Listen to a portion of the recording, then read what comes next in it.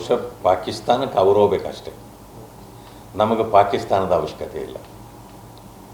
ನಾನೊಂದು ಮಾತು ಸ್ಪಷ್ಟಪಡಿಸ್ತೀನಿ,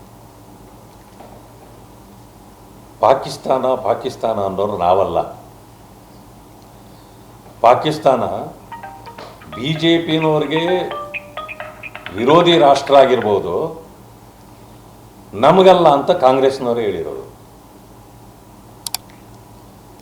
ಸಿಂಧೂರ ಅಳಿಸಿದ್ದಕ್ಕೆ ಅಟ್ಯಾಕ್ ಮಾಡಿದಾಗ ಯುದ್ಧ ಯಾವುದೇ ಕಾರಣಕ್ಕೆ ಯುದ್ಧ ಮಾಡಬಾರ್ದು, ನಾವು ಯುದ್ಧದ ವಿರುದ್ಧ ಇದ್ದೀವಿ ಅಂತ ಹೇಳಿದವರು ಮಾನ್ಯ ಮುಖ್ಯಮಂತ್ರಿಗಳು. ಪಾಕಿಸ್ತಾನ ಯಾಕೆ ನೀವು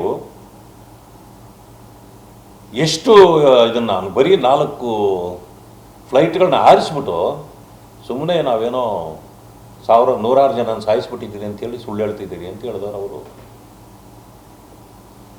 ನಮ್ಮ ಪಾಕಿಸ್ತಾನ ಅಂದರೆ ಯಾರು?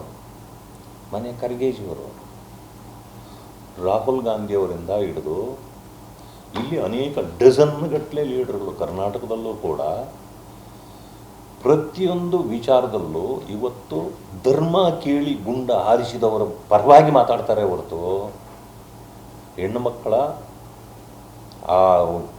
ಆ ನೋವನ್ನು ಅರ್ಥ ಮಾಡ್ಕೊಂಡಿಲ್ಲ. ಅದಕ್ಕೆ ಪದೇ ಪದೇ ನಮ್ಮ ಪಾಕಿಸ್ತಾನ ಅಂತ ಯಾರು ನೀವು ಪ್ರೀತಿ ತೋರಿಸ್ತಾ ಇದ್ದೀರಲ್ಲ, ನಿಮ್ಮ ಪಾಕಿಸ್ತಾನ ಹೋಗಿ ನೀವು ಬೇಕಾದ್ರೆ ಮಾಡ್ಕೊಳ್ಳಿ, ನಮಗದು ಬೇಕಾಗಿಲ್ಲ. ಆ ಪಾಕಿಸ್ತಾನ ನಮಗೆ ಬೇಕಾಗಿಲ್ಲ, ನಾನು ಇವತ್ತು ಹೇಳ್ತೀನಿ. ಆದರೆ ನಮ್ಮ ದೇಶವನ್ನು ಸುಭದ್ರವಾಗಿ ಇಡಬೇಕಾಗಿದೆ, ಆ ಕೆಲಸವನ್ನು ಮೋದಿಜಿಯವರು ಮಾಡ್ತಿದ್ದಾರೆ.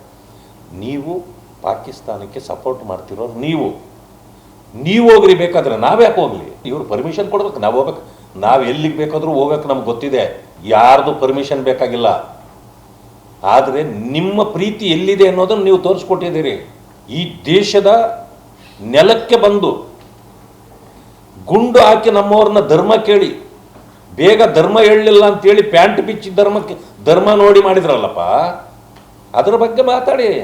ಪಾಕಿಸ್ತಾನ ಪ್ರೀತಿ ಅಲ್ಲಿ ತೋರಿಸ್ತೀರಿ ವೋಟ್ ಬ್ಯಾಂಕ್ಗಾಗಿ, ಇಲ್ಲಿ ಬಂದು ನಮಗೆ ಹೇಳ್ತೀರಿ RSSನವ್ರು ಅಲ್ಲಿ ಹೋಗಿ who are you to tell all this?